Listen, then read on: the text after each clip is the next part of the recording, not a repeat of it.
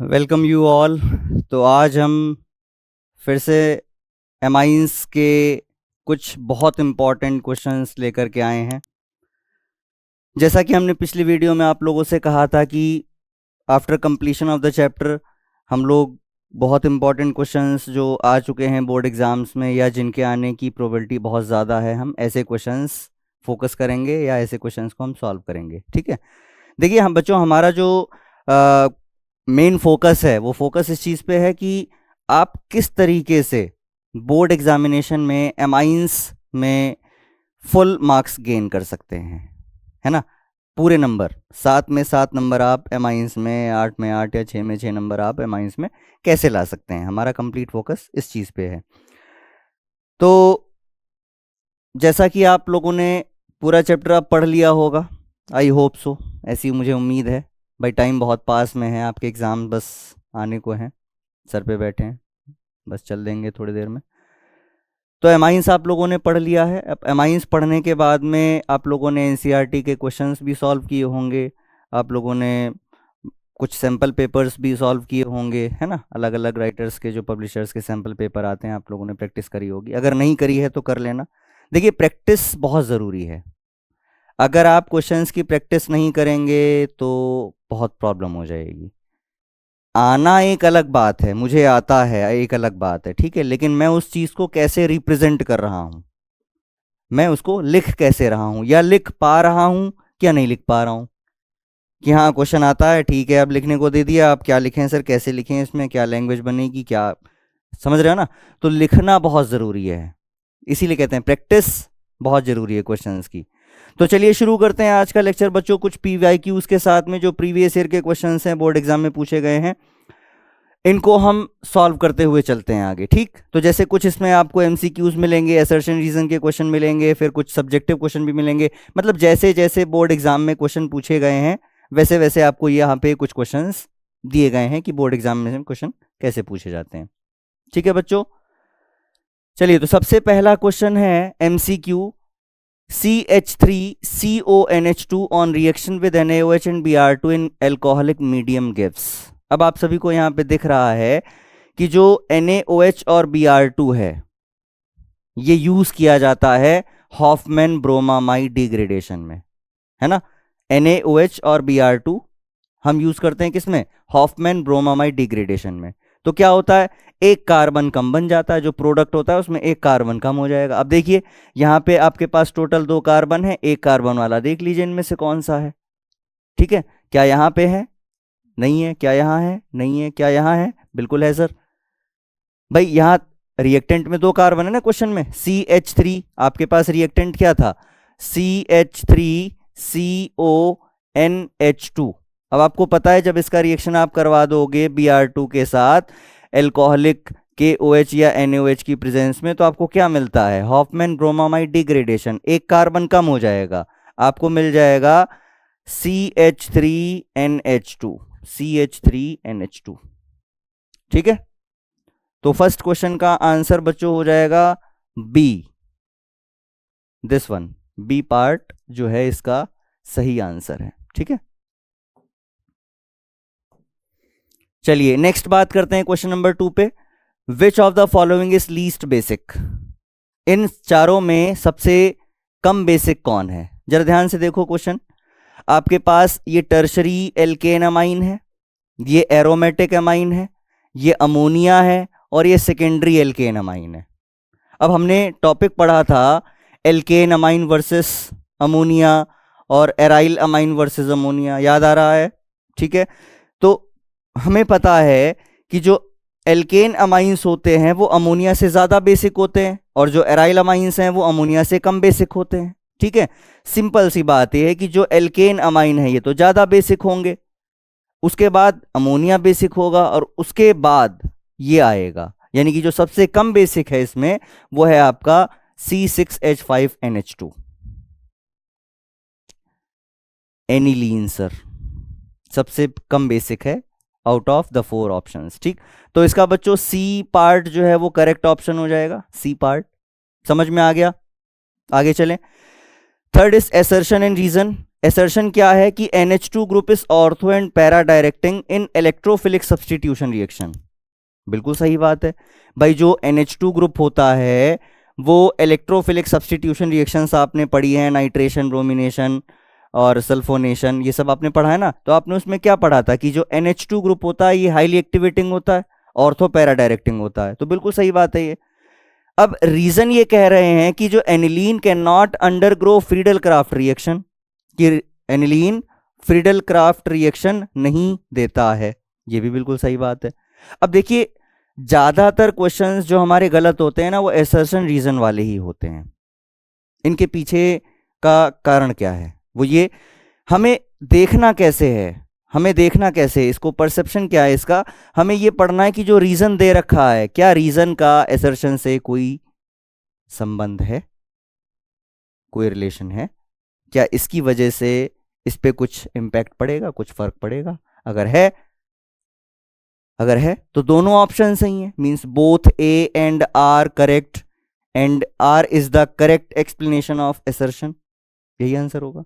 और अगर ऐसा नहीं है लेकिन दोनों बातें सही हैं, बातें दोनों सही हैं लेकिन जो रीजन है वो एसर्शन का सही एक्सप्लेनेशन नहीं है, मतलब कोई रिलेशन नहीं है दोनों में डायरेक्टली, तो उस समय क्या होगा कि assertion and reason both are correct but reason is not the correct explanation of assertion. ठीक है, ये बी पार्ट होता है। फिर इसके बाद सी पार्ट, सी ऑप्शन क्या होता है आपका कि assertion is true, reason is wrong, and fourth part क्या होता है assertion is wrong, reason is true. तो बहुत ध्यान से इन क्वेश्चंस को सॉल्व करना है बच्चों आपको। तो देखिए यहां पे हम अगर बात करें तो जो NH2 ग्रुप है वो ऑर्थो पैरा डायरेक्टिंग होता है, ये तो बिल्कुल सही है, हाँ सर बिल्कुल सही है, ठीक है। एनिलीन को हम aniline can not अंडरग्रो Friedel craft reaction, नहीं जाती, मतलब फ्रीडल क्राफ्ट नहीं मिलता है एनिलीन में। तो एनिलीन में फ्रीडल क्राफ्ट ना मिलने की वजह क्या NH2 का ऑर्थो पैरा डायरेक्टिंग होना है? भाई एनिलीन में फ्रीडल क्राफ्ट नहीं मिलती, ठीक है जी नहीं मिलती, तो क्या इसके पीछे का रीजन ये है कि NH2 ऑर्थो पैरा डायरेक्टिंग होता है? नहीं, बातें दोनों ठीक हैं लेकिन क्या दोनों का आपस में कोई सही संबंध है, रिलेशन है? एक्चुअली फ्रीडल क्राफ्ट जो है वो इसलिए नहीं मिलता है क्योंकि जो NH2 है वो रिएक्शन कर लेता है ल्यूइस एसिड के साथ में जो आप यूज करते हैं फ्रीडल क्राफ्ट में।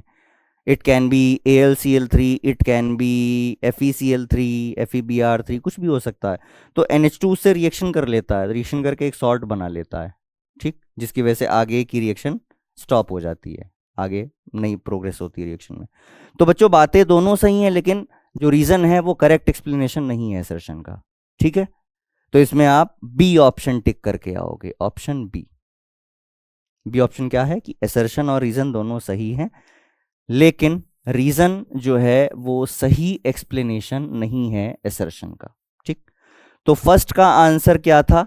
फर्स्ट का था ऑप्शन बी, सेकंड का था ऑप्शन सी और थर्ड का है ऑप्शन बी, ठीक। इसके बाद आगे मूव ऑन करते हैं क्वेश्चन नंबर 4 पे। देखिए फोर्थ क्वेश्चन में आपसे अगेन एसर्शन एंड रीजन है। एसर्शन ये कह रहा है कि acetylation of aniline gives a mono substituted product. हमने पढ़ा है इसको कि अगर हम एनिलीन का एसिटाइलेशन कर दें पहले तो हमें मोनो सब्स्टिट्यूटेड प्रोडक्ट मिलते हैं, बिल्कुल सही बात है, ऐसा करते हैं हम। रीजन क्या है? Activating effect of NHCOCH3 group is more than that of ammonia, कि जो एक्टिवेटिंग इफेक्ट है इस एसिटाइलेशन प्रोडक्ट का ये ज्यादा होता है अमीनो ग्रुप से। तो ये तो गलत बात हो गई भाई। हमने एसिटाइलेशन क्यों करवाया? ताकि हम NH2 के इम्पैक्ट को कम कर सकें, उसके इफेक्ट को रिड्यूस कर सकें, तो हमने एसिटाइलेशन करवाया। अब एसिटाइलेशन में होता क्या है कि जो ये NHCOCH3 ग्रुप है इसका जो एक्टिवेटिंग इफेक्ट है ये कम होता है अमीनो ग्रुप से, कम होता है, ज्यादा नहीं होता है, कम होता है, ठीक, इसका इंपैक्ट कम होता है। इसी की वजह से देखिए NH यही तो बनता है भाई, NH C double bond O CH3, यही तो है। अब क्योंकि इसका इम्पैक्ट जो है वो ज्यादा है, तो नाइट्रोजन का लोन पेयर इस ऑक्सीजन के साथ रेजोनेंस में आ जाता है, यही तो पढ़ा था हमने। ये जो नाइट्रोजन का लोन पेयर है ये रेजोनेंस में आ जाएगा ऑक्सीजन के साथ में, तो ये लोन पेयर अपना नीचे रिंग में डोनेट नहीं कर पाएगा आसानी से, जिसकी वजह से आपको मोनो सब्सटीट्यूटेड प्रोडक्ट मिलते हैं। याद आ गया बच्चों? ये हम सब पढ़ चुके हैं, आपको वीडियो में सब बताया गया है, ये आप एक बार वीडियोस देखिएगा प्रीवियस, उसमें आपको ये सब मिलेगा, ठीक है, कि मोनो सब्सटीट्यूटेड प्रोडक्ट अगर हमको चाहिए तो क्या करना होता है, कैसे मिलते हैं। तो बच्चों यहाँ पे रीजन तो हो गया फॉल्स और एसर्शन हो गया true. Assertion is true but reason is false, means यहाँ पे जो सही ऑप्शन है वो है C, A is true, R is false. ठीक है, समझ में आ गया? चलिए नेक्स्ट मूव ऑन करते हैं। क्वेश्चन नंबर 6, क्वेश्चन नंबर 6 पे आते हैं, सॉरी 5, क्वेश्चन नंबर 5 सर, 4 के बाद 5 आता है, okay sorry. 5th question, explain briefly carbylamine reaction and Gabriel phthalimide synthesis.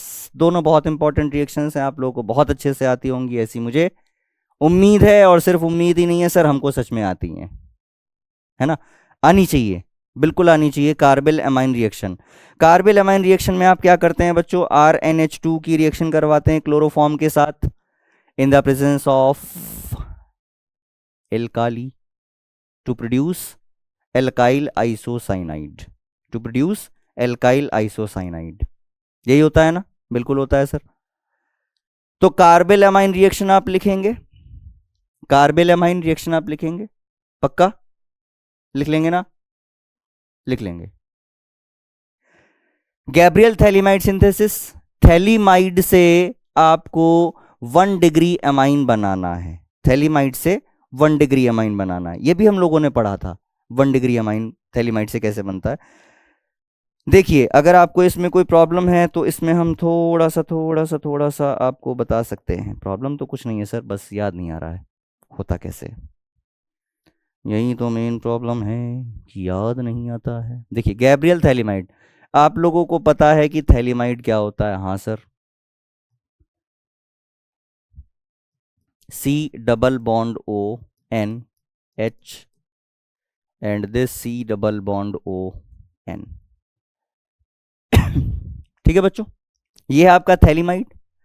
इसकी रिएक्शन आप करवाओगे पहले किसके साथ में सर, किसके साथ में रिएक्शन करवाते हैं सर? KOH के साथ में रिएक्शन करवाते हैं पहले। क्या मिलता है सर आपको?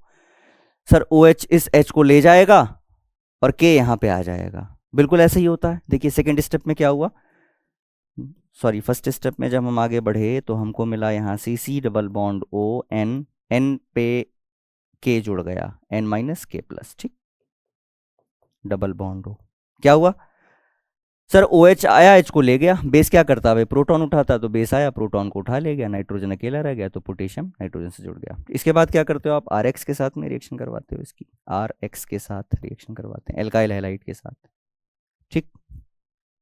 अब क्या होता है सर? अब होता क्या है सर, जो K है वो X के साथ निकल जाएगा, R N के पास आ जाएगा, ये K जो है ये X के साथ बाहर चला जाएगा, R N के पास आ जाएगा, ठीक है। तो आपको यहां पे मिलता है बच्चों C double bond O N, C double bond O, this is R। अब क्या करते हैं सर? अब सर इसकी करवा देते हैं हम अगेन NaOH के साथ में रिएक्शन, इसकी हम सर दोबारा से NaOH के साथ इसको हम रिएक्ट करवा देते हैं, एक्वस NaOH के साथ इसकी रिएक्शन करवा देते हैं। अब क्या होगा सर? अब इसके बाद में होना क्या है, होना क्या है, फॉर्मेशन ऑफ 1 डिग्री अमाइन। वो कैसे सर? देखो बच्चों OH आएगा, OH आएगा इस कार्बन पे अटैक करेगा, OH आएगा इस कार्बन पे अटैक करेगा, ये बॉन्ड टूटेगा। देखो भैया ऐसे समझो, OH आया इस कार्बन पे अटैक किया तो ये वाला बॉन्ड टूटा, ठीक है। फिर दूसरा OH आएगा, 2 लिख लो यहीं पे, दूसरा OH आएगा, ये इस कार्बन पे अटैक करेगा तो ये बॉन्ड टूटेगा इधर, ठीक। एक OH आया, इस कार्बन पे अटैक किया, ये बॉन्ड टूट गया। दूसरा OH आया, इस कार्बन पे अटैक किया, ये बॉन्ड टूट गया। अब जब ये वाला बॉन्ड टूटेगा बच्चों N पे माइनस, तो उसको फुलफिल करने के लिए आप प्रोटॉन देंगे H प्लस, तो NR से एक H जोड़ दिया आपने, ठीक। दूसरी बार जब OH का अटैक हुआ तो फिर से N पे माइनस आया, तो फिर से आपने H दे दिया। तो ये क्या बन गया, RNH2। यही तो चाहिए था सर, RNH2 और प्लस ये आपको एक सॉल्ट मिल जाता है, C double bond O ONA, C double bond O ONA, ठीक है। ये आपको एक सॉल्ट मिल जाता है सोडियम का, and you will get this RNH2। तो ये था बच्चों गैब्रियल थैलिमाइड रिएक्शन, आप लोग को आती थी, मैंने एक बार आपको रिकॉल करवा दिया, एक बार रिवाइज करा दिया। ये बन गया आपका 1 डिग्री अमाइन, ठीक है बच्चों। तो कार्बिल अमाइन और गैब्रियल थैलिमाइड सिंथेसिस पूछा गया था आपसे 2 नंबर में, ये आपने यहाँ पे लिख दिया है रिएक्शन, ठीक। रिएक्शन लिखनी थी सिर्फ, बाकी कुछ नहीं बताना था, नॉट एनी अंग्रेजी, ओनली रिएक्शन, ठीक। Now move on to the next question, that is question number 6. Which among the following which is the strongest base? आपके पास यहाँ पे 4 बेस दिए हुए हैं, first one, second one, third one, fourth one. Base कौन सा था स्ट्रॉन्गेस्ट, ये बताना स्ट्रॉन्गेस्ट, सबसे ज्यादा स्ट्रॉन्ग कौन है सर, ठीक है। देखो आपने पढ़ा है कि अगर एमाइन खाली हो, मतलब खाली एमाइन है, तो वो इतना ज्यादा इंपैक्टफुल नहीं होता। यहाँ पे एमाइन खाली है, सिंपल है। बी ऑप्शन में आप देखिए अमाइन के साथ CH3 ग्रुप लगा हुआ है, और CH3 ग्रुप कैसा होता है, इलेक्ट्रॉन विथड्रॉइंग ग्रुप होता है, इलेक्ट्रॉन रिलीजिंग ग्रुप होता है। हमने पढ़ा था कि अगर एमाइंस में इलेक्ट्रॉन रिलीजिंग ग्रुप लगे हुए हैं, तो वो इसके बेसिक कैरेक्टर को बढ़ा देंगे। भाई ये क्या करेगा, इलेक्ट्रॉन प्रोवाइड करेगा, तो नाइट्रोजन का इलेक्ट्रॉन आसानी से अवेलेबल होगा। जो इलेक्ट्रॉन रिलीजिंग ग्रुप हैं ये इलेक्ट्रॉन प्रोवाइड करेंगे, तो जो नाइट्रोजन का लोन पेयर है वो बॉन्डिंग के लिए अवेलेबल हो जाएगा, बेसिक कैरेक्टर बढ़ जाएगा, ठीक। तो ये ज्यादा बेसिक हो गया, ठीक है। अब इधर देखो NO2, ये कैसा ग्रुप होता है सर, ये तो इलेक्ट्रॉन विड्रॉइंग ग्रुप है, बिल्कुल है। ये क्या करेगा, इलेक्ट्रॉन खींचेगा, तो नाइट्रोजन इलेक्ट्रॉन तुरंत सट से नीचे दे देगा। अब जब इलेक्ट्रॉन नीचे आ जाएंगे बच्चों, तो इलेक्ट्रॉन बॉन्डिंग के लिए अवेलेबल है ही नहीं, यानी कि ये बेसिक नहीं है, उतना बेसिक नहीं। आगे आओ, बेंजीन से CH2 और आगे NH2, बेंजीन से CH2 आगे NH2। अब यहाँ क्या होना है देखो जरा, अगर हम कहें कि सर CH2 एक एल्काइल ग्रुप है, एल्काइल ग्रुप इलेक्ट्रॉन रिलीजिंग होते हैं, ये इलेक्ट्रॉन देंगे, तो बच्चों पीछे फिनाइल भी तो लगा हुआ है। फिनाइल कैसा होता है, इलेक्ट्रॉन विड्रॉइंग ग्रुप होता है, खींचेगा इलेक्ट्रॉन। भाई ये इलेक्ट्रॉन खींचेगा, एल्काइल ग्रुप से ज़्यादा इम्पैक्ट यहाँ पे फिनाइल ग्रुप का है। फिनाइल ग्रुप इलेक्ट्रॉन विड्रॉइंग की तरह काम करेगा, नाइट्रोजन के जो लोन पेयर हैं वो आसानी से अवेलेबल नहीं होंगे। That means the option B, जिसमें इलेक्ट्रॉन रिलीजिंग ग्रुप लगा हुआ है, वो सबसे ज्यादा बेसिक होगा। जिसमें इलेक्ट्रॉन रिलीजिंग ग्रुप लगा हुआ है सबसे ज्यादा बेसिक होगा। तो क्वेश्चन नंबर 6 का जो सही आंसर है वो है ऑप्शन बी। क्वेश्चन नंबर 6 का सही ऑप्शन बी है। मूव ऑन करें, चलिए आगे क्वेश्चन नंबर करते हैं हम। आगे क्वेश्चन नंबर करते हैं हम 7। देखो बच्चों 7th क्वेश्चन में आपसे क्या पूछा गया है, 7th क्वेश्चन में आपसे पूछा गया है गिव रीजंस। बहुत इंपॉर्टेंट है ऐसे क्वेश्चंस, गिव रीजंस क्या है। पहला, aniline on nitration gives good amine amount of meta nitro aniline, दो NH2 group is ortho para directing in electrophilic substitution reaction. ये सबको समझ में आ रहा है, दिख रहा है सर।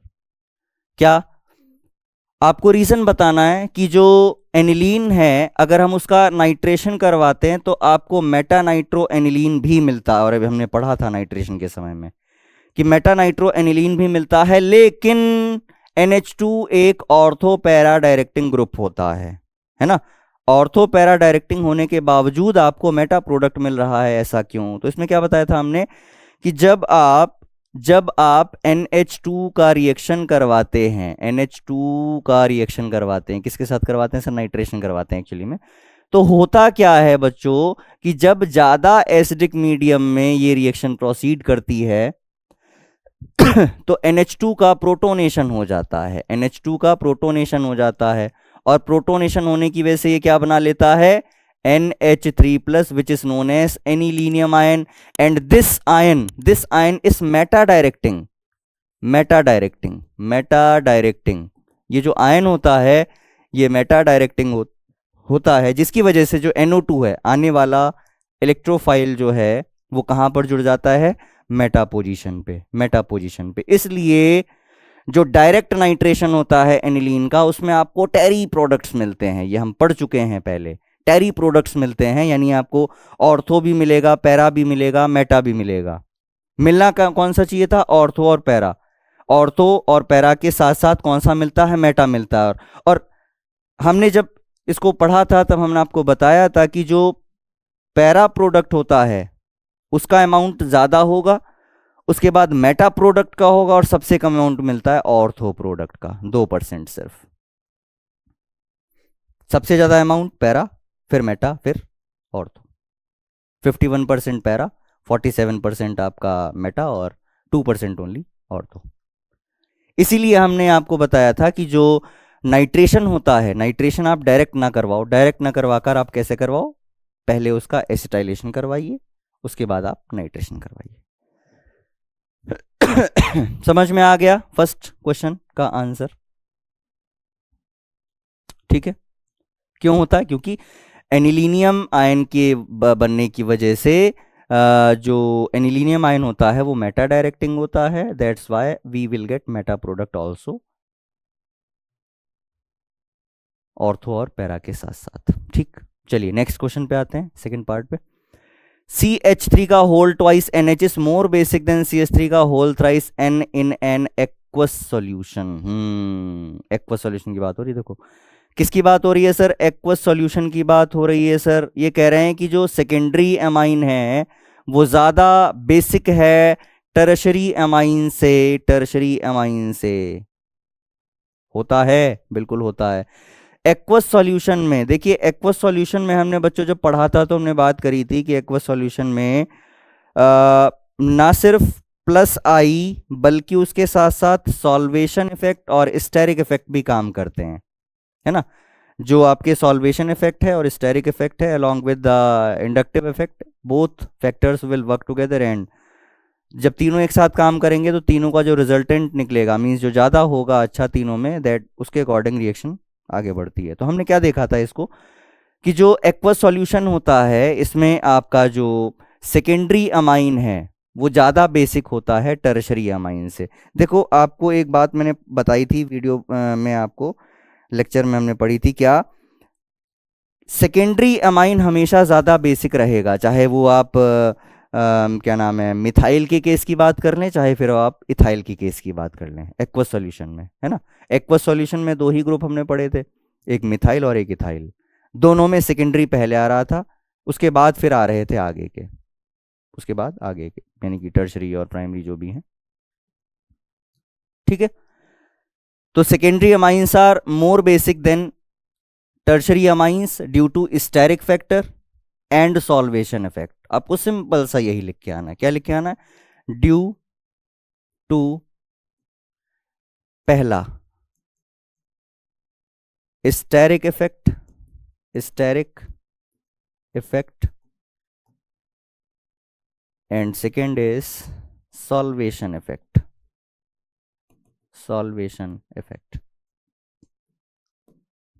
इन दोनों बातों की वजह से जो सेकेंडरी अमाइन है वो ज़्यादा बेसिक होता है टर्शरी अमाइन से, मिथाइल के केस में। ठीक है बच्चों, समझ में आ गया। Due to steric factor and solvation factor the basic character of secondary amine is more than that of tertiary amine in case of methyl. चलिए आगे चलते हैं। Ammonolysis of alkyl halide is not a good method to prepare pure primary amines. बहुत बार पूछा गया है ये क्वेश्चन बोर्ड एग्जाम में, कि जो अमोनोलिसिस है एल्काइल हैलाइड का वो एक सही मेथड नहीं है प्योर प्राइमरी अमाइंस को बनाने का। प्योर प्राइमरी अमाइंस, देखो प्राइमरी अमाइन तो बनेगा, प्योर नहीं बनेगा। याद करो हमने अमोनोलिसिस पढ़ा था, उसमें क्या होता है, पहले 1 डिग्री बनेगा, फिर 2 डिग्री बनेगा, फिर 3 डिग्री बनेगा, फिर क्वाटरनरी अमोनियम सॉल्ट बनते हैं, यानी we get the mixture of different products. Primary amine, secondary amine, tertiary amine and quaternary salt. Sorry, ये सारे मिक्सचर बनने की वजह से आपको तो प्योर चाहिए था, मिल गया आपको अलग अलग मिक्सचर्स, तो मेथड अच्छा नहीं हुआ, है ना। Due to the formation of different mixtures along with the primary, this method is not considered good, इसको अच्छा नहीं माना जाता है। क्लियर है? क्लियर है बच्चों? चलिए आगे चलते हैं, आगे चलते हैं।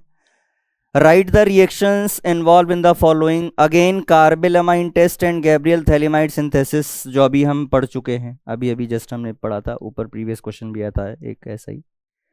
कार्बिल एमाइन टेस्ट आपको बताना है, कार्बिल एमाइन रिएक्शन, एमाइंस की रिएक्शन होती है क्लोरोफॉर्म के साथ बेस की प्रेजेंस में, एल्काइल आइसोसाइनाइड बनता है, और गैब्रियल थैलिमाइड अभी अभी हमने पढ़ा 1 डिग्री एमाइंस बनाने के लिए इस्तेमाल किया जाता है।